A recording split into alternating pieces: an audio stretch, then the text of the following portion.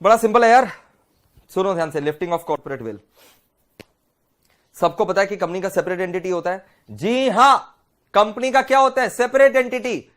फटाफट सुन लो, कंपनी का separate entity होता है मतलब कि कंपनी अलग है और उसके मेंबर्स अलग है। कंपनी का सेपरेट एंटिटी होना मतलब कि कंपनी अलग है और मेंबर्स अलग है, तभी तो मेंबर्स लोग बच जाता है ना, क्योंकि कंपनी और मेंबर्स का सेपरेट एंटिटी है, तभी तो मेंबर लोग लायबिलिटी से बच जाता है ना कंपनी का, तभी तो मेंबर लोग का लिमिटेड लायबिलिटी रहता है ना। लायबिलिटी कौन भुगतता है? कंपनी भुगतता है, because of the separate entity.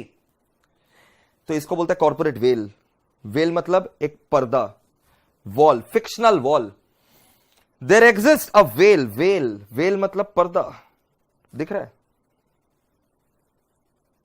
एक पर्दा है कंपनी के बीच में और मेंबर्स के बीच में, क्योंकि ये पर्दा है, because of this fictional imaginary wall, because of this corporate veil which is an imaginary wall, there exists a separate entity between the company and the members. There is a separate entity between the company and the members, because of which members are not personally liable for the company's liability. Members are not personally liable for the company's liability.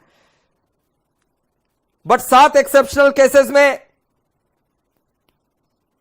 ये जो पर्दा है मेरे प्यारे बच्चों, 7 exceptional cases में ये जो पर्दा है, फिक्शनल वॉल है, 7 एक्सेप्शनल केसेस में ये फिक्शनल वॉल, ये पर्दा उठा दिया जाएगा। पर्दा उठा दिया जाएगा, दीवार तोड़ दिया जाएगा कंपनी और मेंबर्स के बीच में। और जैसे ये पर्दा हटेगा, जो भी कंपनी का लायबिलिटीज था वो मेंबर्स के पास बह करके आ जाएगा, and members will be personally liable. जब तक ये पर्दा था, कंपनी और मेंबर्स अलग अलग आइडेंटिटी थे। कंपनी का लायबिलिटी मेंबर्स तक फ्लो नहीं करता था। पर्दा हटा, कंपनी का लायबिलिटी मेंबर्स तक फ्लो कर जाएगा। Members will be personally liable, members will become personally liable. Members क्या हो जाएंगे? पर्सनली लायबल हो जाएंगे। मक्खन सर,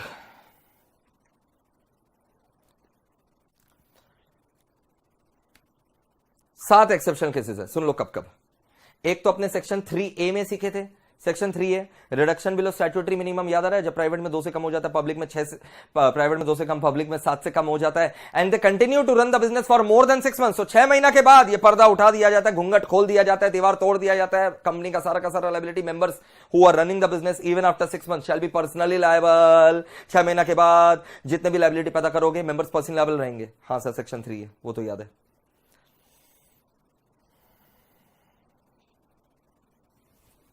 देखते चलो। लिफ्टिंग ऑफ कॉर्पोरेट वेल मतलब भाई सेपरेट एंटिटी मिलने वाला नहीं है। लिफ्टिंग ऑफ कॉर्पोरेट वेल मतलब it means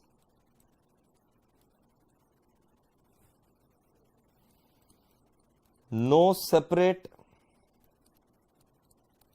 entity will be given to company.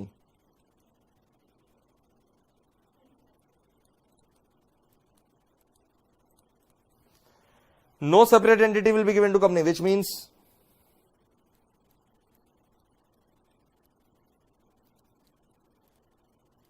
members will be personally liable.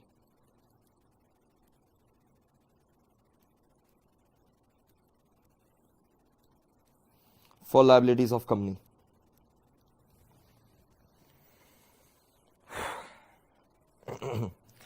Lifting of corporate veil समझा ना? कोई सेपरेट एंटिटी नहीं मिलेगा। It means no separate entity will be given to company, which means members will be personally liable for liabilities of company.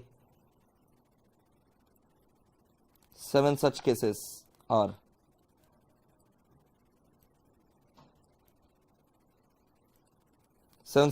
Reduction in membership below statutory minimum, ये section 3 है, लिख दो section 3 है, यहां लिख दो सेक्शन 3 है, ये तो अपने पढ़ चुके हैं सेक्शन 3 में।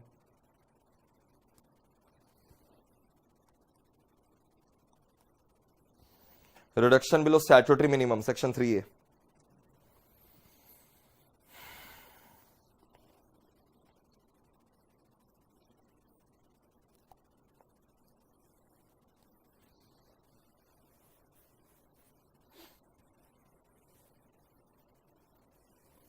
ठीक है, सेक्शन 3 है। फिर miss description of name. Miss description of name समझ लो भाई। मान लो कंपनी का नाम ही नहीं लिखा, कोई डॉक्यूमेंट में कंपनी का नाम ही नहीं लिखा, डायरेक्टर खुद का नाम लिख दिया या मेंबर का नाम लिख दिया, तो वो पर्सनल लायबल हो जाएगा, याद रखना। मान लो आउटसाइडर से मैं बिल्डिंग खरीद रहा था, समझो चीज को, मैं आउटसाइडर से बिल्डिंग खरीद रहा था, मोहित एडुकॉम प्राइवेट लिमिटेड की जगह मैंने मोहित अग्रवाल नाम पर खरीद लिया, तो क्या मैं उसको चुकाऊंगा? हां, मैं चुकाऊंगा। आई रिपीट, मैं बिल्डिंग खरीद रहा था आउटसाइडर से कंपनी के पर्पस के लिए, लेकिन मोहित एडुकॉम प्राइवेट लिमिटेड नहीं लिखा मैंने, डॉक्यूमेंट में हर जगह मोहित अग्रवाल लिख दिया, तो मोहित अग्रवाल ही लायबल रहेगा चुकाने के लिए। Misdescription of name.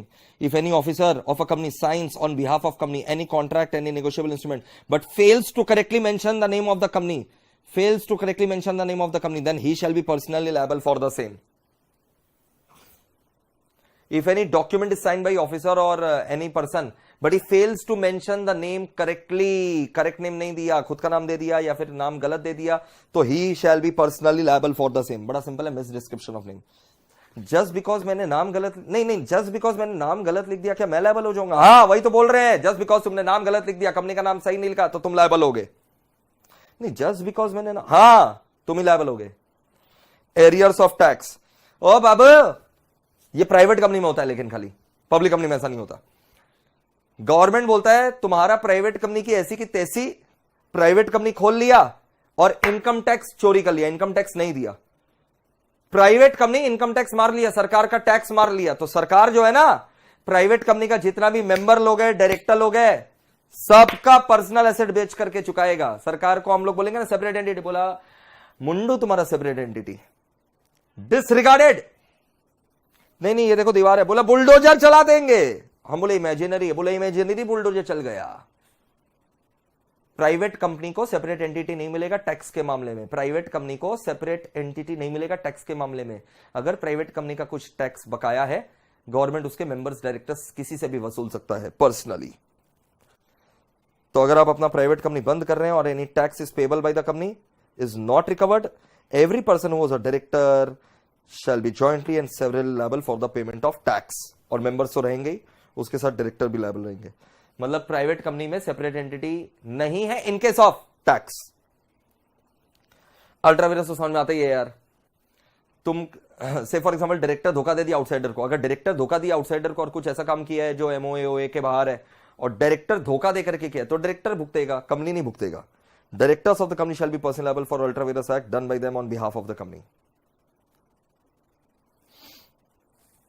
Protection of revenue, एक फेमस केस है सर डिनशॉ मानेक जी पेटेट। क्या हुआ था सुनो, सर डिनशॉ मानेक जी पेटेट में क्या हुआ था, फटाफट सुन लो, एक ही बार समझाएंगे। सर डिनशॉ मानेक जी पेटेट में क्या हुआ था गाइस, सुनो fast. Sir Dinshaw Maneckji Petit में क्या हुआ था? ऐसा हुआ था भाई, सर डिनशॉ मानेक जी पेटेट को ना huge dividend income, huge interest income आता था। सर डिनशॉ मानेक जी पेटेट के पास, सर डिनशॉ मानेक जी पेटेट के पास ह्यूज डिविडेंड, ह्यूज इंटरेस्ट का इनकम आ रहा था और उसके ऊपर ना टैक्स बहुत ज्यादा लग रहा था। इनकम टैक्स बचाने के लिए वो बेटा क्या किया, इनकम टैक्स बचाने के लिए वो बेटा क्या किया, 4 प्राइवेट कंपनी खोल दिया, अलग अलग 4 प्राइवेट कंपनी खोल दिया। और अब उसका जितना भी इन्वेस्टमेंट्स था ना, जिसके ऊपर इंटरेस्ट कमाता था, डिविडेंड कमाता था, वो चारों कंपनी में इन्वेस्टमेंट्स को तोड़ा तोड़ा करके डिवाइड कर दिया। 4 प्राइवेट कंपनी को तोड़ा तोड़ा तोड़ा तोड़ा करके इन्वेस्टमेंट डिवाइड कर दिया। इस तरीके से डिवाइड किया कि अब जो डिविडेंड इंटरेस्ट इनकम अकेला डिनशॉ के फाइल में आ जाता था, वो चारों प्राइवेट कंपनी में थोड़ा थोड़ा बढ़ गया और वो विद इन इनकम टैक्स का लिमिट था, एग्जेम्पशन लिमिट्स था, with in the exemption limits था, तो चारों प्राइवेट कंपनी को टैक्स ही नहीं देना पड़ा। अब कोई बच्चा बोलेगा प्राइवेट कंपनी में तो एग्जेम्पशन लिमिट नहीं होता, अरे अलग कंट्री का केस है, वहां था। तो इस तरीके से वो डिविडेंड और इंटरेस्ट इनकम चारों में डिवाइड कर दिया कि अब इन लोगों को कोई टैक्स वगैरह का लायबिलिटी नहीं आया। जहां एक तरफ सारा इनकम मेरे फाइल में आ रहा था तो ह्यूज टैक्स लग रहा था, मैंने इन्वेस्टमेंट 4 प्राइवेट कंपनी खोल करके चारों में इस तरीके से डिवाइड कर दिया कि चारों में डिविडेंड इंटरेस्ट थोड़ा थोड़ा आ गया और इनकम टैक्स 0 लगा। और ये फिर जो रुपया आता था ना ये चारों प्राइवेट कंपनी में डिविडेंड इंटरेस्ट का, डिनशॉ ले लेता था लोन बोल करके, प्रिटेंडेड लोन, ऐसा लोन, रुपया तो हम ही ज्वाइन करेंगे, वहां से लोन ले लेते थे, ऐसा लोन जो कभी चुकाया नहीं। गवर्नमेंट ने देखा कि ये चारों कंपनी का कोई धंधा ही नहीं है, कोई बिजनेस नहीं है, खाली ये 4 इन्वेस्टमेंट्स होल्ड कर रहे हैं और वो भी जो इनकम आता है वो लोन के तरीके से दे दिया जाता है डिनशॉ को। मतलब ये कंपनीज जो हैं ये फर्जी हैं, इनका कोई बिजनेस नहीं है, शैम है। शैम मतलब समझ में आता है, शैम मतलब धोखा, मिराज है, मिराज जो फिजिक्स में पढ़े थे रिफ्लेक्शन ऑफ लाइट में, डेजर्ट में। तो ये धोखा है भाई, ये चारों प्राइवेट कंपनी का घूंघट खोला गया और एक ही सूरत पाया गया, डिनशॉ, ठोक दिया गया डिनशॉ के ऊपर सारा का सारा लायबिलिटी इनकम टैक्स का। कोई सेपरेट एंटिटी नहीं मिलेगा इस सब केस में। ये था सर डिनशॉ बनर्जी पेटेंट। क्यों किया इसने? प्रोटेक्शन ऑफ रेवेन्यू के लिए, रेवेन्यू बचाने के लिए। And SSE was receiving huge dividend and interest income on certain investment. He formed 4 private companies. Interest dividend received by these companies were within the exemption limit of income tax of that time. These companies did not have any business or asset except this investment. और जो income भी आता था वो सारा का सारा SSE यानी डिनशॉ ले लेता था प्रिटेंडेड लोन, ऐसा लोन जो आज तक कभी चुकाया भी नहीं। The court held the only purpose of these companies was to evade the taxes. Each of the company was a sham and बिल्कुल फर्जी company, bogus company, and the income was treated as SSE's income. सब SSE का income बना गया।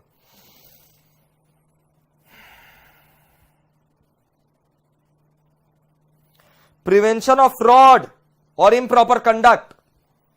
इन order to prevent fraud और improper conduct दरकार पड़ेगा तो सेपरेट एंटिटी तुमको नहीं मिलेगा, तुम्हारा घूंघट खोल दिया जाएगा, पर्दा उठा दिया जाएगा, दीवार तोड़ दिया जाएगा, टू प्रिवेंट द फ्रॉड।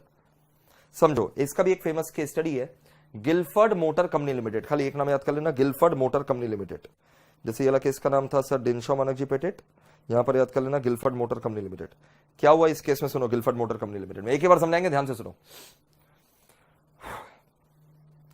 मेरा कंपनी ने एक एम्प्लॉय को हायर किया और उसके साथ कॉन्ट्रैक्ट किया। मेरा कंपनी ने एम्प्लॉय को हायर किया, मेरा कंपनी ने एम्प्लॉय को हायर किया और एम्प्लॉय के साथ एक कॉन्ट्रैक्ट किया। अरे यार, मेरा कंपनी ने एम्प्लॉय को हायर किया और इस एम्प्लॉय के साथ कॉन्ट्रैक्ट किया कि भाई हम तुमको रख तो रहे हैं, ठीक है, लेकिन जब तुम यहां से छोड़ोगे तुम मेरे कस्टमर को सॉलिसिट नहीं कर सकते हो। एम्प्लॉय तुमको हम सारा काम सिखाएंगे, लेकिन ऐसा नहीं हो कि जब तुम यहां से छोड़ दो, लेकिन मेरे कस्टमर्स को सॉलिसिट मत करना, अप्रोच मत करना। तुम हो सकता है यहां से छोड़ने के बाद अपना धंधा चालू करो और तुमको कस्टमर्स का दरकार पड़ेगा, मेरा कस्टमर लोग को अप्रोच मत करना, सॉलिसिट मत करना। ये कॉन्ट्रैक्ट था, फेयर इनफ, फेयर कॉन्ट्रैक्ट है कि after leaving the job employee should not approach the customer, solicit the customer, poach the customers, यानी attract the customers, fair enough. Employee job छोड़ दिया, खुद का कंपनी खोल लिया और मेरा कस्टमर लोग को सॉलिसिट करने लगा। हम बोले यार कॉन्ट्रैक्ट में तो लिखा हुआ था। अरे कॉन्ट्रैक्ट में तो लिखा हुआ था तुम मेरे कस्टमर को सॉलिसिट नहीं करोगे। एम्प्लॉय क्या बोल रहा है, हम कहां सॉलिसिट कर रहे हैं। एम्प्लॉय बोल रहा है हम कहां सॉलिसिट कर रहे हैं, कंपनी सॉलिसिट कर रहा है और बोल रहा है कि एम्प्लॉय और उसका कंपनी का सेपरेट एंटिटी है। मुंडो तुम्हारा, जो काम तुम नहीं कर सकते वो तुम कंपनी खोल करके कर लोगे, सेपरेट एंटिटी नहीं मिलेगा। ये फ्रॉड है, इसको प्रिवेंट करने के लिए सेपरेट एंटिटी नहीं मिलेगा। जो तुम नहीं कर सकते वो तुम कंपनी खोल करके भी नहीं कर सकते, जो तुम नहीं कर सकते वो तुम कंपनी खोल करके भी नहीं कर सकते। क्लियर है सर? ये देखो, if the purpose of formation of company is to avoid a legal obligation, तुम कंपनी खोल रहे to avoid a legal obligation, it is not permissible. ये गिलफर्ड वाला, an employee entered into a contract with his employer कि वो solicit नहीं करेगा, तो आफ्टर लिविंग द एम्प्लॉयमेंट वो ऐसा काम नहीं कर सकता, कंपनी खोल करके भी नहीं कर सकता। Check avoidance of welfare legislation. सुन लो इसमें क्या होता है, जितने भी वेलफेयर लेजिस्लेशन होते हैं ना, वेलफेयर लेजिस्लेशन यानी बोनस, प्रोविडेंट फंड, ग्रेचुटी, ठीक है। वेलफेयर लेजिस्लेशन यानी बोनस एक्ट हो गया, पीएफ एक्ट, ये सब का भी एक्ट है। पेमेंट ऑफ बोनस एक्ट अलग है, payment of provident fund act अलग है, पेमेंट ऑफ ग्रेचुटी एक्ट अलग है। तो bonus act, provident fund act, gratuity act, bonus, PF, gratuity अलग अलग एक्ट है रे। बोनस एक्ट, पीएफ है, ग्रेचुटी अलग अलग एक्ट है मेरे प्यारे बच्चों। बोनस, पीएफ, ग्रेचुटी सब अलग अलग एक्ट है। तो हाँ, तो यहां पर यही बोला गया मेरे प्यारे बच्चों कि भाई bonus, PF, gratuity act welfare legislation है, यहां सेपरेट एंटिटी नहीं मिलता, यहां सेपरेट एंटिटी नहीं मिलता। यानी मेरा प्राइवेट कंपनी जिसके ऊपर बोनस एक्ट एप्लीकेबल है ना, अगर वो बोनस नहीं दे रहा है, मेरे प्राइवेट कंपनी के ऊपर बोनस एक्ट एप्लीकेबल है तो मेरे एम्प्लॉय को बोनस देना पड़ेगा। अगर मेरे प्राइवेट कंपनी के ऊपर बोनस एक्ट एप्लीकेबल है और मेरा प्राइवेट कंपनी बोनस नहीं दे रहा है, तो मेरे प्राइवेट कंपनी के जो डायरेक्टर्स है, मेंबर्स है, पर्सनली लायबल रहेंगे बोनस चुकाने के लिए। यहां सेपरेट एंटिटी नहीं मिलेगा। बोनस, पीएफ, ग्रेचुटी के लिए एम्प्लॉयर्स आर पर्सनली लायबल। यहां लिख दो, ये लिख दो भाई, लिख दो। Checking avoidance of welfare legislation में यहां लिख दो फॉर बोनस, एक लाइन लिख दो, इतना नहीं पढ़ना पड़ेगा। For bonus, PF, gratuity members and directors of company are personally liable. बस हो गया. For bonus, PF, gratuity, members and directors of company are personally liable.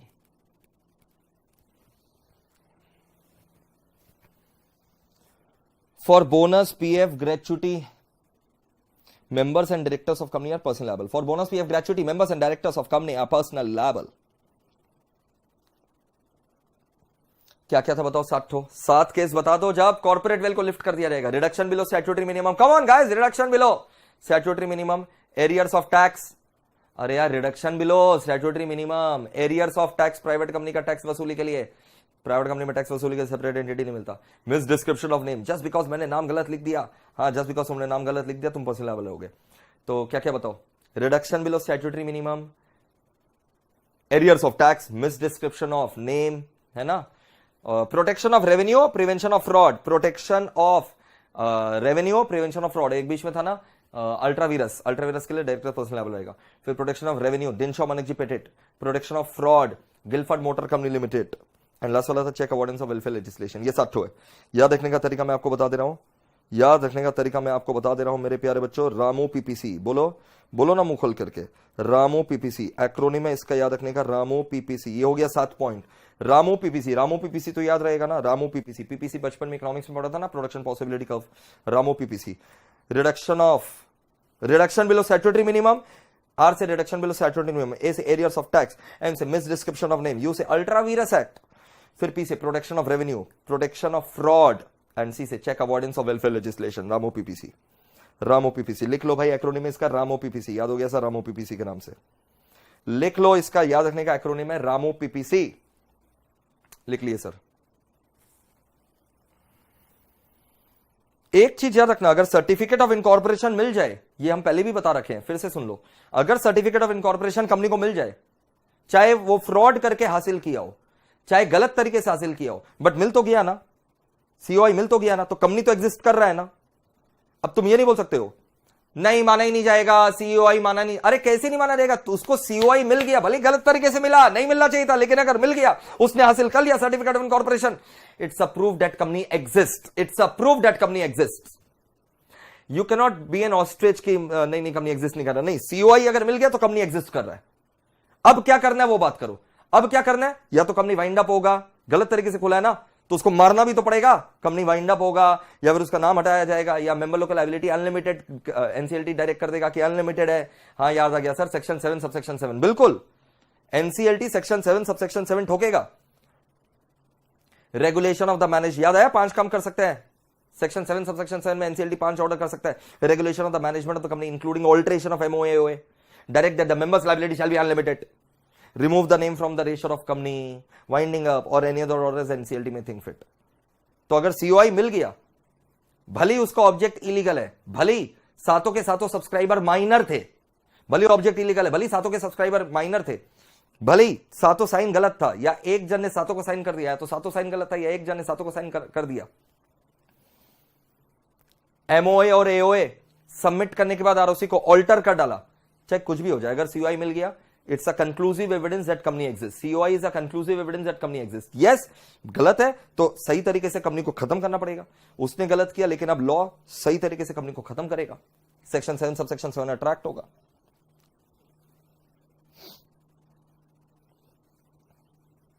कंक्लूसिवनेस of certificate of incorporation में खाली यहां पर आ जाओ.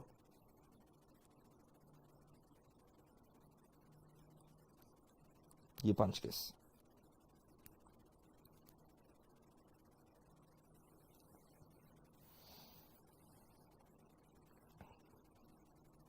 ये देखो,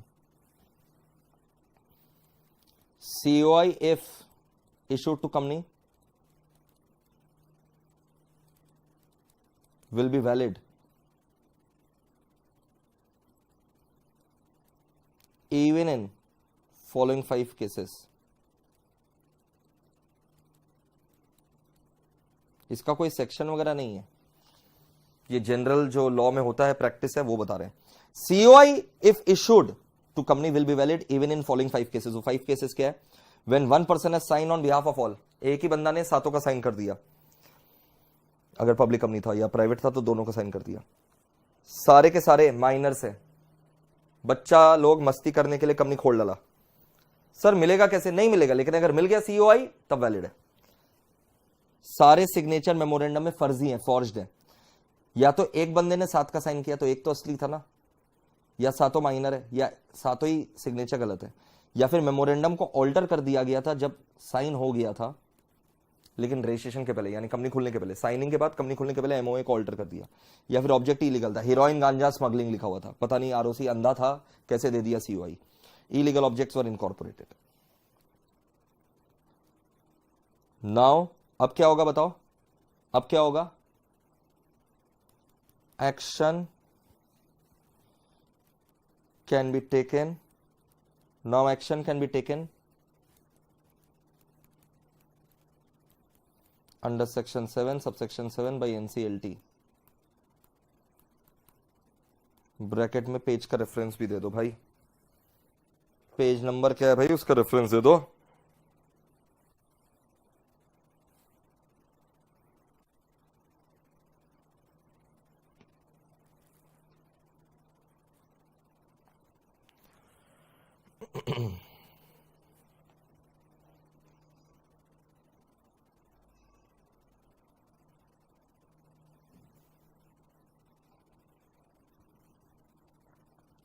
ये रहा,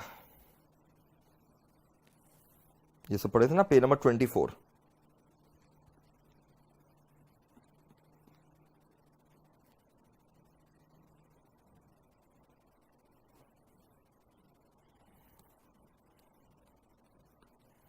एंड फ्रॉड माना जाएगा अंडर सेक्शन 447, वो भी ठोकेंगे फ्रॉड का सेक्शन 447।